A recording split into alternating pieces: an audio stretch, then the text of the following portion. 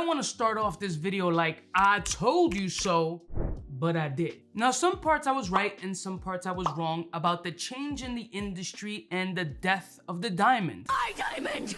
Your diamond! The diamond is not dying. And when I speak diamond, I'm currently talking about natural diamonds. The natural diamond is not dying. It's in a transitional period. Like everything else in 2023, everything is in transition. Now, one of my subscribers, shout out to you, Double Entendre, that provided me with an excerpt from an online news organization that handles finance as well as economic growth and changes, had a very interesting article that just brought light to something that I've been saying in I don't know how many videos already. The natural diamond as we know it, yeah. Let's roll my music because this article may really be the peaking point of the entire jewelry market shifting as we know it. I'm kind of a big deal.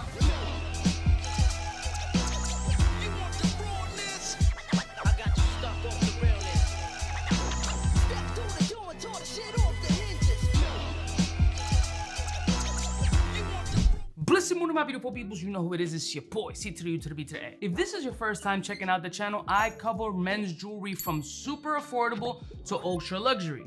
A lot of people nowadays don't act their wage, and there's a lot of misinformation out there or lack of education that can potentially be beneficial not just to you, but to your wallet. Now, the Moissanite craze that was really popping about 12 to 16 months ago is slightly plateauing right now because of the oversaturation, because of content creators like myself putting it on a mainstream platform, and now artists, celebrities alike speaking about it proudly as like, yo, you just spent a grip of money on diamonds that are gonna be worthless, that weren't gonna be used in any other pieces of jewelry because they just weren't good enough. Now, Moissanite stone's popularity was increasingly climbing. However, lab diamonds right now, as far as publication and notoriety is concerned, trickling up at an alarming rate. Now, I'll link the news article below so you can read between the lines, look in depth into it, but this is kind of the tip of the iceberg as I've mentioned this in the past. The title of this particular article was Lab-Grown Diamonds Go Luxury and Rock the Industry. So dating back to a couple of videos and predictions that I've done well over 2 years ago, is I said that lab diamonds being chemically and genetically the same, saying that lab diamonds and natural diamonds DNA are the same. And I previously said the only way lab diamonds are gonna get the true respect and notoriety that it deserves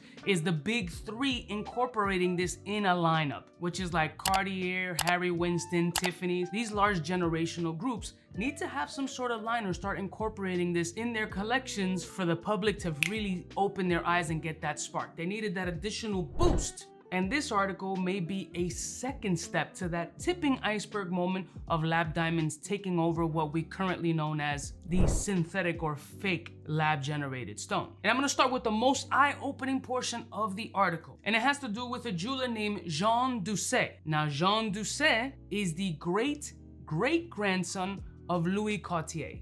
And Jean Doucet, Cartier's great-great-grandson, let that marinate, opened up a lab diamond boutique in Cali. He said lab diamonds haven't taken away any of the mystique of the natural diamond. As a matter of fact, he's often frustrated by the consumer coming in and not being able to get the actual stone look, appearance, setting that they want because of so-called stone scarcity, which is cap. Stop the cap. Or the buyer's budget. Now, the market is slowly realizing that the millennial woman is way more educated and sees things from a different perspective than the traditional marketing brainwash that we used to see in the commercials all the time. A diamond is forever.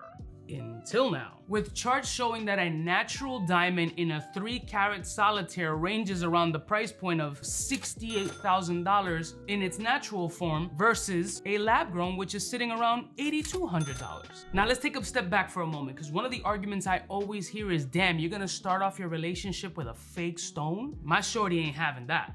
Or that stone has no intrinsic value. If you go to sell it, you're not gonna get anything. Nobody's gonna want it. No, God, no. So you mean to tell me that your relationship is starting off on a financial compromise because that's what you're worried about, or you're already planning on the relationship not working out, which statistics show that they don't, so you're looking for a return on your investment for the divorce that's going to happen after you spend $300,000 on a wedding to feed a bunch of people that you're never gonna see again, and possibly only recruit 10% of cash if you're like in an Italian or Latin wedding.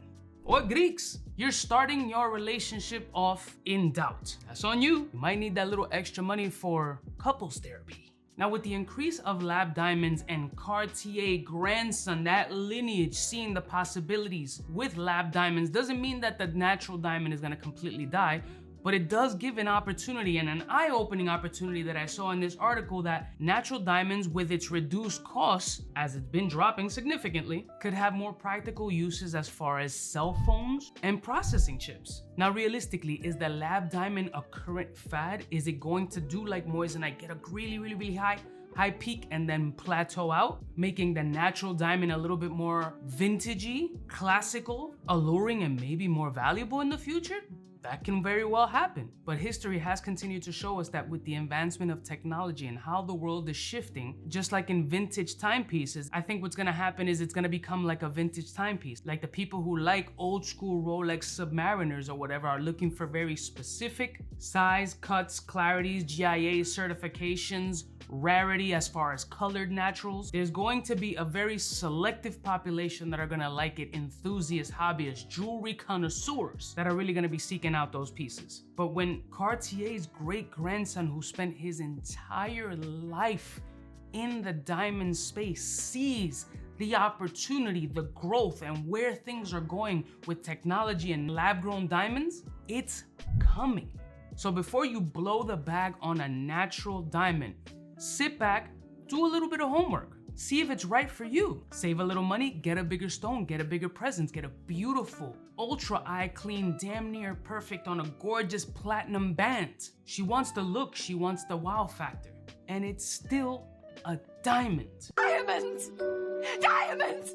But we've seen Tiffany opening their eyes to the lab diamond space. Now we see Cartier's great-grandson, who is not in the Cartier group, but is an actual Cartier, opening his eyes to that. And the Richemont group that essentially owns Cartier back in the day used to be like, nah, lab diamonds, we're not doing none of that, has even changed their tune. Where do you think this market's gonna go? And I must say, a lot of my forecasts have been coming true. But let me know your thoughts on natural versus lab diamond, and is it worth it to you? I love y'all mother suckers from the heart. Let me know in the comments below what you think of Cartier's great-grandson getting into the lab diamond space, and do you think that all others will follow suit? I'll see y'all stitches next time. Don't forget to like, share, and subscribe.